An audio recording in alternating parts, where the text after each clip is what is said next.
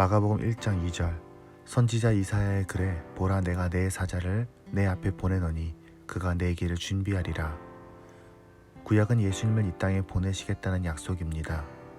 그리고 수천 년 동안 그를 이 땅에 보내시기 전에 그의 초림을 미리 선포하고 준비할 사람들을 보내셨습니다. 사순절이 시작되었습니다. 우리는 오래전 선지자 요한처럼 예수님의 오심을 준비하는 사람들입니다. 2000년 전에 이미 오셔서 그의 구원을 완성하셨음을, 지금도 오시면서 각 사람에게 생명을 주심을, 그리고 모든 사람을 심판하러 오실 것임을 고백하는 삶이 되기를 바랍니다. 이사야 58장 8절 그리하면 내 빛이 새벽같이 비칠 것이요 내 치유가 급속할 것이며 내 공의가 내 앞에서 행하고 여호와의 영광이 내 뒤에 호위하리니. 이 말씀이 전하는 하나님의 놀라운 축복은 겉으로 드러나는 고상한 모습이 아니라 긍휼과 사랑으로 사람들을 섬기는 선행에서 옵니다. 우리의 선한 삶이 능력이 있는 이유는 그 마음이 하나님으로부터 오기 때문입니다. 정직한 진심의 사랑은 하나님의 성품입니다. 그리고 하나님과 같은 마음을 품는 자에게 하나님이 함께 하시는 것은 당연한 일입니다. 우리가 서로 사랑할 때 우리는 발견하게 됩니다. 하나님이 우리를 얼마나 사랑하시는지. 마태복음 6장 13절 우리를 시험에 들게 하지 마시옵고 다만 악에서 구하시옵소서. 우리의 삶에는 희노애락이 다 있습니다. 좋을 때에는 그 즐거움과 만족에 취하기도 하고 어려울 때에는 나의 감정이나 세상 방법에 집중합니다. 우리 삶에서 하나님을 제외하는 것이 죄이고 그런 상황이 시험이며 그렇게 유도하는 것이 악입니다. 예수님이 지금 가르치신 기도는 항상 즐겁게 해달라는 것이 아니라 삶의 모든 순간에 하나님을 주인으로 삼고 그분의 품 안에서 겸손하게 감사하는 우리가 되게 해달라는 것입니다. 정말 무서운 것은 그냥 고통이 아니라 하나님 없음이기 때문입니다. 고린도후서 6장 10절 근심하는 자 같으나 항상 기뻐하고 가난한 자 같으나 많은 사람을 부유하게 하고 아무것도 없는 자 같으나 모든 것을 가진 자로다. 근심거리가 있으면 근심하는 것이 일반적입니다. 가난하면 남을 돌아볼 여유 없이 자기 먹고 사는 데에만 집중하는 것이 일반적인 세상의 모습입니다.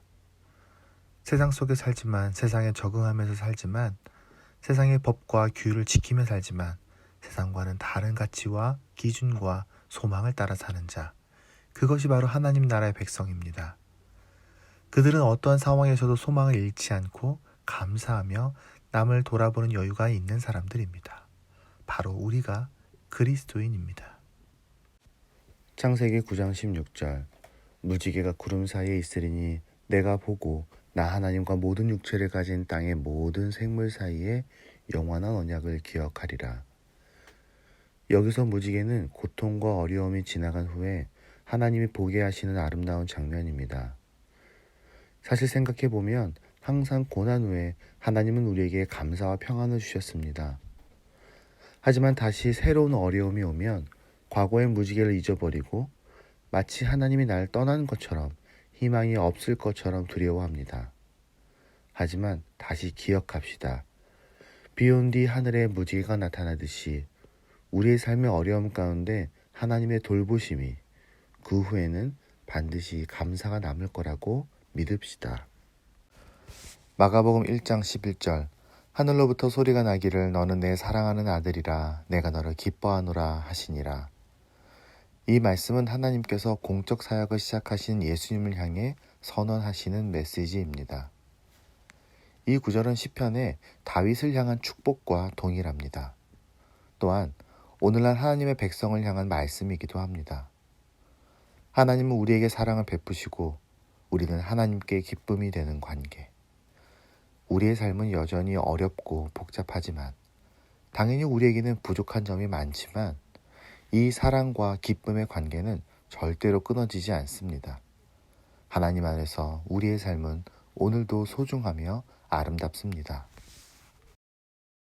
베드로전서 3장 18절 그리스도께서 단번에 죄를 위하여 죽으사 의인으로서 불의한 자를 대신하셨으니 이는 우리를 하나님 앞으로 인도하려 하심이라. 예수님은 유대인만이 아닌 모든 사람들을 위해 무한히 계속되는 제사가 아니라 한 번에 피조물의 희생이 아닌 하나님의 희생으로 희망의 씨앗이 되셨습니다. 이것은 불가능한 것을 가능하게 한 영적 혁명입니다. 오직 예수님만이 하나님과 우리를 이어주십니다.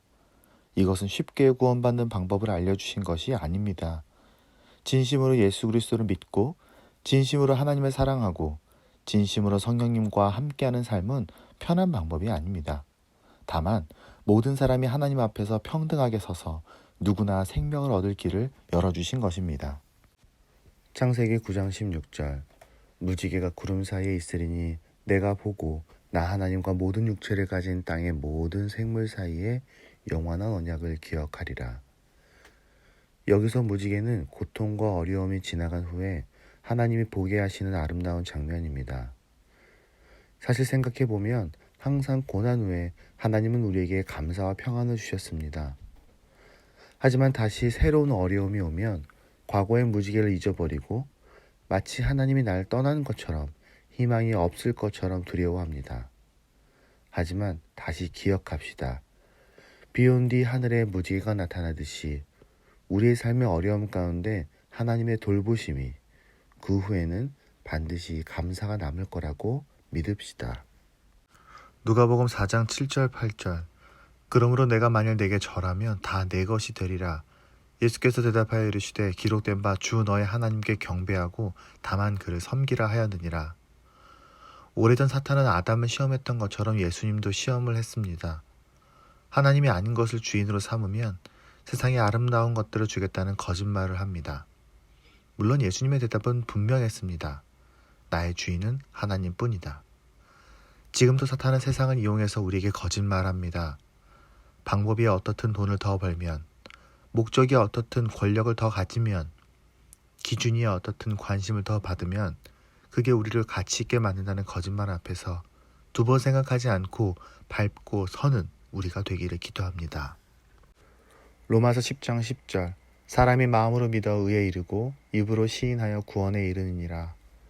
마음으로 믿는다는 것은 하나님이 알아보실 수 있는 진심이고 입으로 시인한다는 것은 세상 사람들이 알아볼 수 있는 거룩한 삶입니다. 마음은 보이지 않고 입으로는 얼마든지 말할 수 있으니 적당히 말만 잘하면 구원받았다고 생각할 수 있다는 말이 아닙니다. 하나님과 자신만이 아는 그 보이지 않는 그 진심이 있는지 우리는 매일 질문해야 합니다. 또 세상 사람들이 우리를 볼 때 하나님의 백성다운 삶을 산다고 인정할 수 있는지 매일 질문해야 합니다. 누구나 구원을 얻을 수 있지만 그게 그렇게 간단한 말은 아닙니다. 창세기 17장 7절 내가 내 언약을 나와 너와 내 대대 후손 사이에 세워서 영원한 언약을 삼고 너와 내 후손의 하나님이 되리라. 하나님이 아브라함을 부르시고 언약을 세우실 때에 그분은 단지 아브라함 한 사람만 보시지 않았습니다. 그를 통해 온 세상이 복을 받고 그를 통해 그의 후손이 복을 받는 꿈을 말씀하셨습니다. 그런 점에서 하나님의 눈에 아브라함은 개인이 아니라 민족이고 세상입니다. 그런 하나님의 시선은 우리에게도 동일합니다. 우리를 구원하시고 복을 주시며 함께 하실 때에 하나님은 우리에게서 끝이 아니라 우리의 주변 사람에게 그리고 다음 세대에게 흘러가는 하나님의 나라를 기대하고 계십니다. 그리고 그는 그렇게 하실 것입니다. 마가복음 8장 36, 37절 사람이 만일 온 천하를 얻고도 자기 목숨을 잃으면 무엇이 유익하리요? 사람이 무엇을 주고 자기 목숨과 바꾸겠느냐? 예수님께서 십자가와 죽음에 대해 가르치시자 제자들은 그런 결말을 부정하고 거부합니다. 사실 그들이 진짜 원한 결말은 예수님이 왕이 되어 자신들에게 세상의 돈과 권력을 주는 것이었습니다.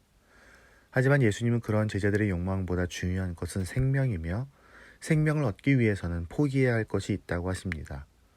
우리는 하나님 나라의 가치와 그 나라 안에서 생명을 누리기 원합니다. 진정 우리가 그것을 바란다면 그 나라 밖에 있는 것들은 우선순위에서 과감하게 내려놓는 용기가 필요합니다. 로마서 4장 21, 22절 약속하신 그것을 또한 능히 이루실 줄을 확신하였으니 그러므로 그것이 그에게 의로 여겨졌느니라. 아브라함이 위대한 영적 조상이 된 이유는 그가 훌륭하거나 능력이 있거나 행동이 대단해서가 아닙니다. 그는 환경이나 사람이나 감정에 따라 하나님의 약속을 의심하지 않고 굳게 믿었습니다. 그는 자신이 아닌 하나님의 선함과 신실하심에 의지해서 살았습니다. 내 힘으로는 온전히 살 수 없음을 잊지 마십시오. 우리의 희망은 오직 하나님을 의지하고 그분만을 신뢰하는 데에서 나옵니다. 우리를 결코 떠나지 않으시겠다는, 우리를 항상 도우시겠다는, 우리를 진심으로 사랑하신다는 그 약속을 확신하는 우리가 되길 바랍니다. 창세기 15장 4절 여호와의 말씀이 그에게 임하여 이르시되 그 사람이 내 상속자가 아니라 내 몸에서 날 자가 내 상속자가 되리라 하시고, 아브라함은 자신의 상식과 환경에 대한 이해를 바탕으로 가능한 방법을 찾고 있었습니다. 그는 지혜로운 사람이었고 마음이 열린 사람이었습니다. 하지만 하나님의 방법은 우리의 상식과 환경에 제한받지 않습니다. 물론 일반적인 하나님의 일하심은 이 세상의 방법을 사용하십니다. 하지만 영혼을 살리시는 구원의 역사에 대해서는 우리의 어떤 죄와 약점, 한계라도 넘어서서 일하십니다. 우리의 영혼을 살리시고 지키시며 돌보신다는 하나님의 의지와 약속은 모든 것을 이깁니다.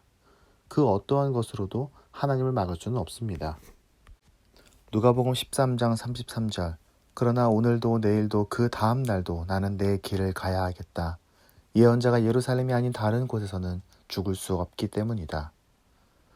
예수님은 당시 왕 헤롯의 위협에도 굴하지 않으시고 당당하게 자신의 소명과 신념을 굳히셨습니다. 그분은 당당하게 모든 위협과 맞서셨고 승리하셨습니다. 우리의 믿음이 표현되는 방식은 온유하고 평화로워야 하는 것이 사실입니다. 하지만 그것이 눈치 보고 두려워하는 나약한 마음을 의미하는 것은 아닙니다. 분명한 진리 위에 흔들리지 않는 신념으로 세상 앞에서 당당하고 용기 있게 서는 우리가 되길 바랍니다. 필요할 때 선명하게 나의 꿈과 믿음을 고백할 수 있는 준비가 우리에게 있기를 바랍니다. 빌립보서 3장 20절 그러나 우리의 시민권은 하늘에 있는지라 거기로부터 구원하는 자 곧 주 예수 그리스도를 기다리노니. 마치 해외에 사는 한국 국적자가 다른 나라의 법과 문화에 적응해 살지만 자신이 한국 사람임을 잊지 않고 한국인으로서의 자긍심을 가지고 살아가는 것처럼 우리는 이 땅에서 사람들과 더불어 살고 있지만 세상에 속한 사람이 아니라 하나님의 나라에 속한 사람이라는 것을 항상 의식하고 감사하며 그 신분에 맞게 살아야 합니다. 우리는 하나님의 백성이고 그의 자녀이며 그분의 동역자입니다. 사소한 삶의 어려움과 세상의 헛된 영광에 흔들리지 않고 오히려 세상을 바꾸어가는 우리가 되기를 바랍니다. 출애굽기 20장 6절 나를 사랑하고 내 계명을 지키는 자에게는 천대까지 은혜를 베푸느니라. 성경을 깊이 읽어보면 하나님께서 우리의 진심 어린 사랑을 얼마나 간절히 원하시는지 알 수 있습니다. 우리 하나님은 절대로 우리를 압박하거나 겁을 주거나 괴롭게 함으로써 사랑하는 척하도록 유도하지 않습니다. 그는 우리가 마음속 깊은 곳에서 우러나오는 진심으로 그분을 사랑하고 존경하고 따르기 원하십니다. 우리의 가식에 속지 않으시고 모양에 만족하지 않으십니다. 왜냐하면 그분 자체가 우리를 이미 진심으로 사랑하고 귀히 여기며 헌신하시기 때문입니다. 하나님을 사랑하는 것은 그분을 닮아가는 과정입니다. 요한복음 2장 16절 비둘기 파는 사람들에게 이르시되 이것을 여기서 가져가라. 내 아버지의 집으로 장사하는 집을 만들지 말라 하시니. 예수님은 자신이 진짜 성전임을 알고 계셨습니다. 눈에 보이는 그 성전이 곧 허물어질 것도 알고 계셨습니다. 하지만 눈에 보이는 그것도 중요하고 귀함도 알고 계셨습니다. 그 작은 겉모습이 진심을 드러내는 상징이라는 것을 알고 계셨습니다. 진정한 예배는 겉으로 드러날 수밖에 없습니다. 형식적인 예배는 진심을 담아내는 가장 좋은 그릇이기도 합니다. 오늘 우리의 삶의 작은 실천이, 말씀과 기도를 향한 몸가짐이, 서로를 향한 작은 말과 행동이 바로 하나님을 표현하는 가장 좋은 방법임을 잊지 말길 바랍니다. 고린도전서 1장 23절 우리는 십자가에 못 박힌 그리스도를 전하니 유대인에게는 거리끼는 것이요 이방인에게는 미련한 것이로되. 사람들은 복음을 전하면 눈에 보이는 증거나 이해하게 하는 논리를 요구합니다. 물론 우리의 삶이나 지혜로운 설명이 증거와 논리가 될 수 있긴 합니다. 하지만 십자가는 원래 이 세상에 있던 것이 아니라 하나님으로부터 온 것입니다. 그래서 증명이나 증거에 집중하면 길을 잃을 수밖에 없습니다. 예수 그리스도의 십자가를 향한 믿음만이 우리에게 진짜 확신을 줄 수 있습니다.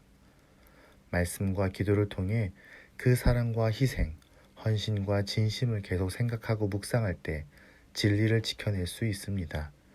그게 우리가 사는 법입니다. 이사야 55장 8절 이는 내 생각이 너희의 생각과 다르며 내 길은 너희의 길과 다름이니라. 여호와의 말씀이니라.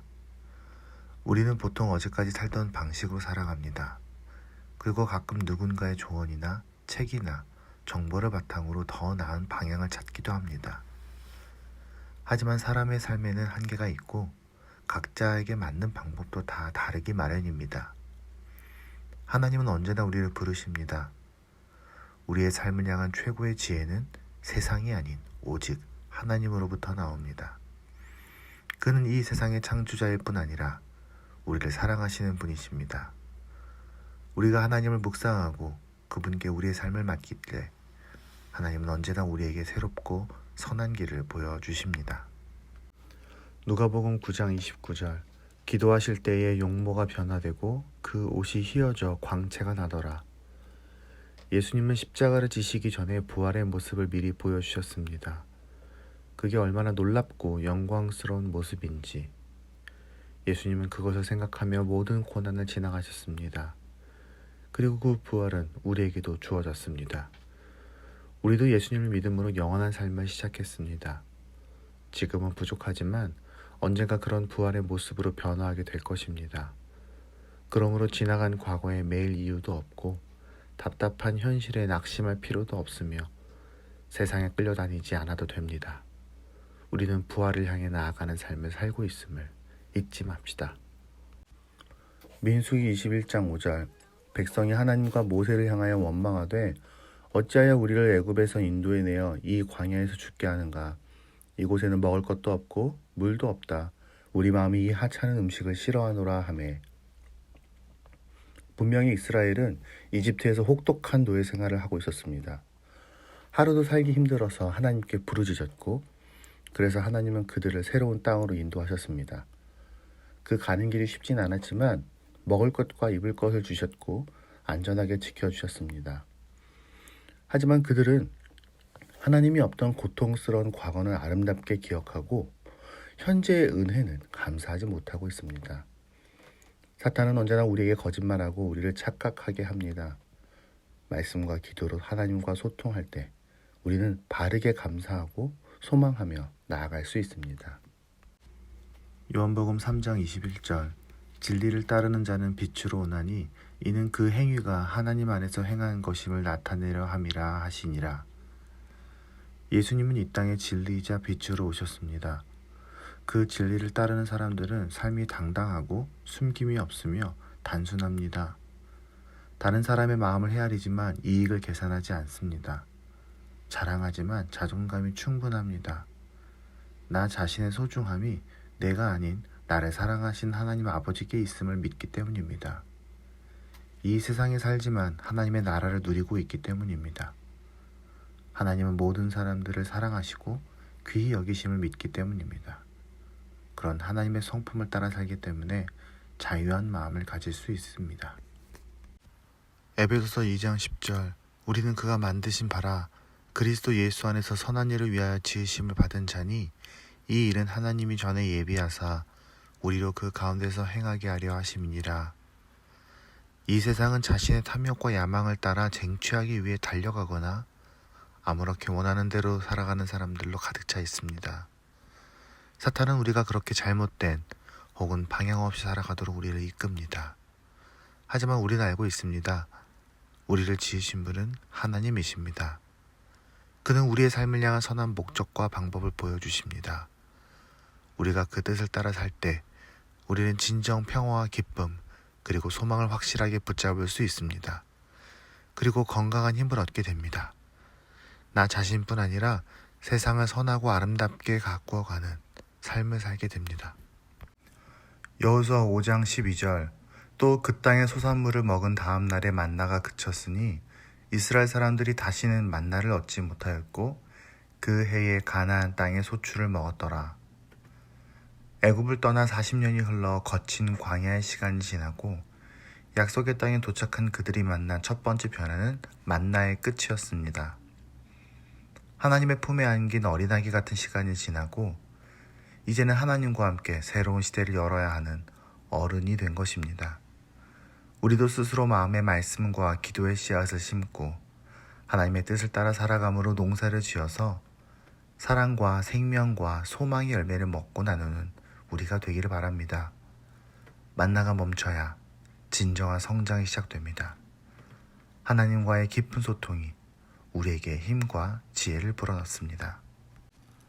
누가복음 15장 4절 너희 중에 어떤 사람이 양 100마리가 있는데 그 중에 하나를 잃으면 99마리를 들에 두고 그 잃은 것을 찾아내기까지 찾아다니지 아니하겠느냐. 사람은 이익을 생각하고 효율을 계산하며 손해를 따져봅니다. 하지만 우리 아버지 하나님은 우리를 향해 이익이나 효율이나 손해를 생각하지 않으십니다. 그는 온전히 자녀를 향한 부모의 사랑으로 우리를 찾아오십니다. 우리가 하는 기도에 귀를 기울이시고 우리의 반응에 기뻐하시며 우리의 미래를 꿈꾸십니다. 찾아내기까지 찾아다니는 목자의 마음처럼 우리를 결코 포기하지 않으십니다. 우리는 자주 그분을 잊고 살지만 하나님은 결코 우리를 내버려 두지 않으십니다.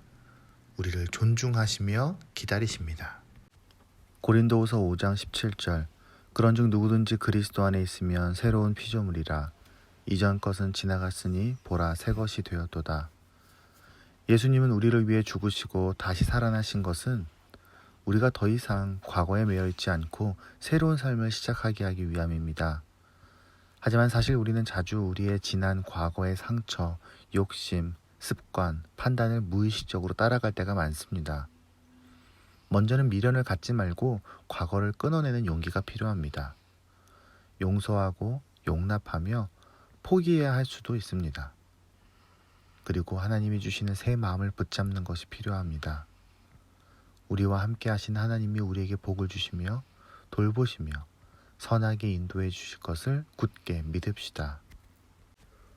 예레미야 31장 33절 곧 내가 나의 법을 그들의 속에 두며 그들의 마음에 기록하여 나는 그들의 하나님이 되고 그들은 내 백성이 될 것이라 여호와의 말씀이니라. 사람들은 모두 누군가에게 속해 있습니다. 가장 소중한 것, 가장 중요한 것, 가장 가치 있다고 여기는 것, 그리고 두려운 것에 속해 있습니다. 삶의 순간순간마다 사람들은 자신이 속한 것에 의해 결정하고 살아갑니다. 우리는 하나님의 백성입니다. 우리는 그분께 속해 있습니다. 하나님의 백성 마음속에는 하나님의 법이, 뜻이, 생각이 있습니다. 어떤 겉으로 보이는 모양이 아니라 우리 마음속에 있는 진심이 우리로 하여금 그분께 속하게 합니다. 하나님의 백성에게는 하나님의 능력과 보호와 돌봄이 함께합니다.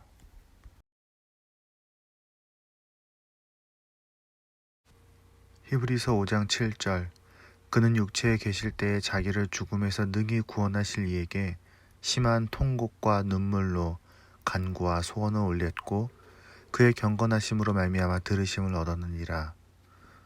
우리는 가끔 예수님이 하나님이셨으니 그의 사역과 십자가 은혜가 어렵지 않았을 거라고 막연하게 생각합니다.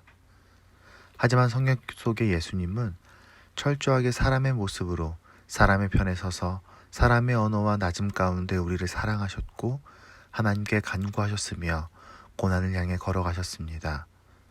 사람의 자리에 서 있었지만 가장 거룩하고 완전한 희생과 섬김으로 우리에게 길이 되어 주셨습니다.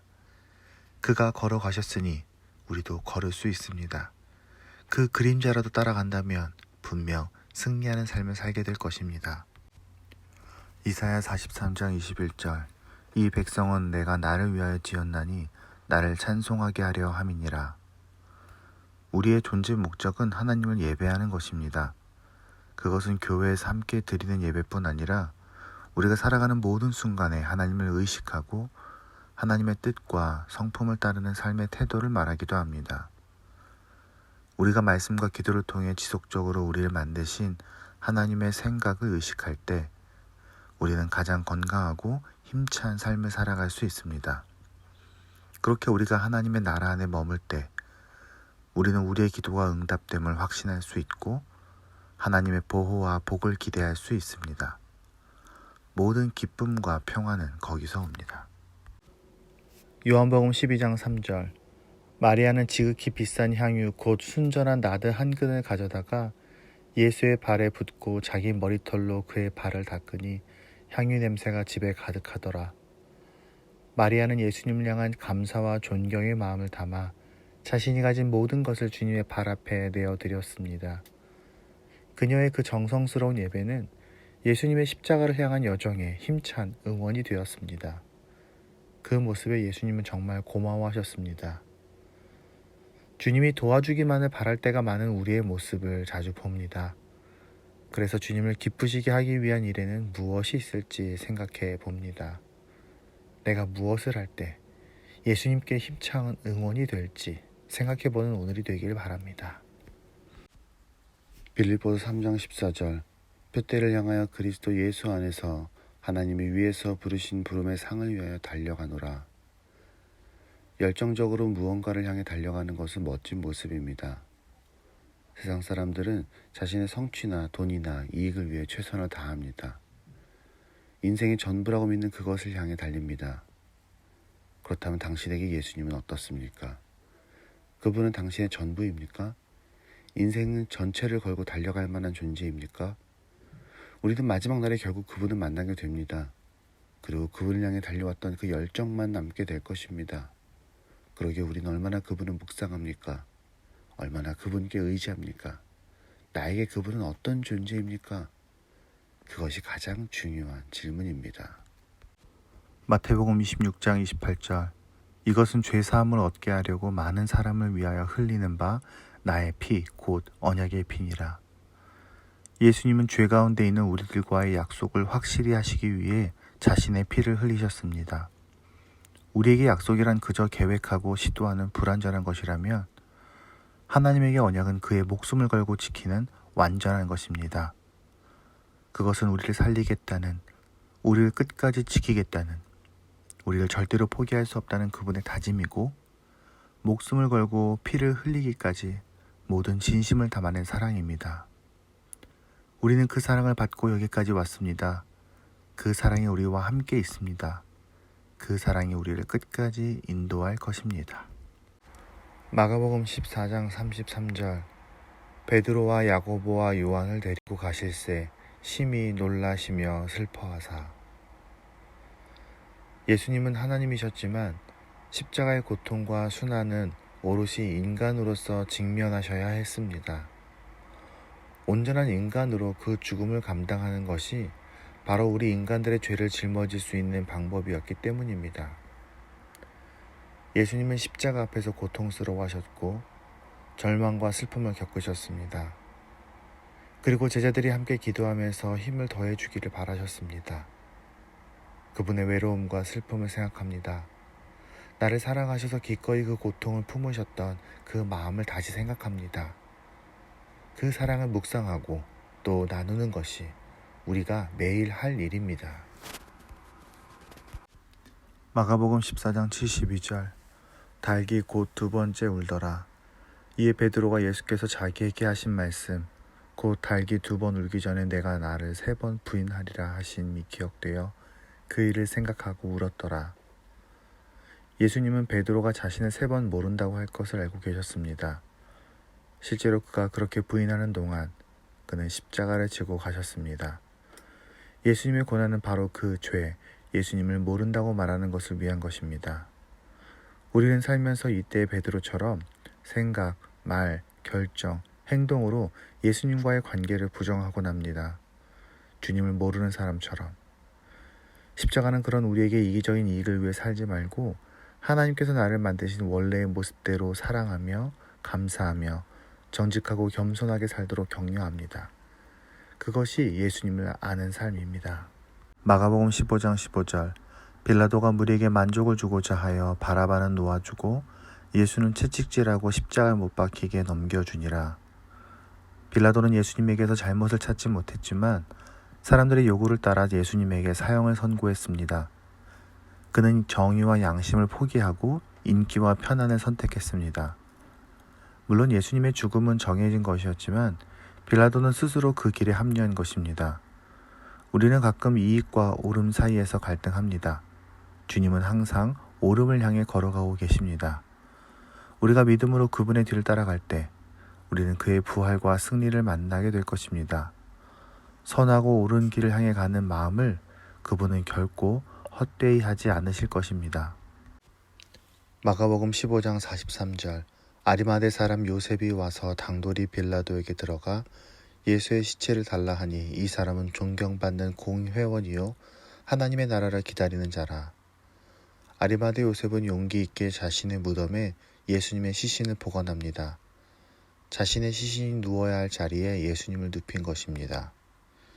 1차적으로는 그의 용기와 헌신이 드러나는 장면입니다. 하지만 더 본질적으로는 우리의 죽음을 예수님께서 대신하셨음을 상징적으로 드러내는 장면이기도 합니다. 그렇게 그의 무덤에서 죽음을 이기시고 부활하셨을 때 우리도 믿음으로 그의 부활하심에 참여하는 것입니다. 예수님의 빈 무덤이 바로 나의 빈 무덤이 되는 것입니다. 그리고 그 놀라운 은혜는 내가 그의 십자가를 품을 때 이루어집니다. 마태복음 28장 6절. 그가 여기 계시지 않고 그가 말씀하시던 대로 살아나셨느니라. 와서 그가 누우셨던 곳을 보라. 여인들이 예상한 것은 그저 예수님의 시신이었습니다. 그들은 그 이상을 전혀 기대하지 못했습니다. 그래서 무덤에서 그분을 찾았던 것입니다. 하지만 예수님은 그곳에 계시지 않았습니다. 예수님은 약속하신 대로 부활하셨고 그녀들의 기대와는 비교할 수 없을 만큼 위대한 일을 시작하셨습니다. 예수님을 향한 우리의 기대는 무엇입니까? 단지 내 마음의 편안함 정도입니까? 아니면 세상을 바꾸는 위대한 소명입니까? 부활을 맞이하는 전날, 그분의 말씀을 기억합시다. 그리고 우리의 꿈을 더 크게 키웁시다.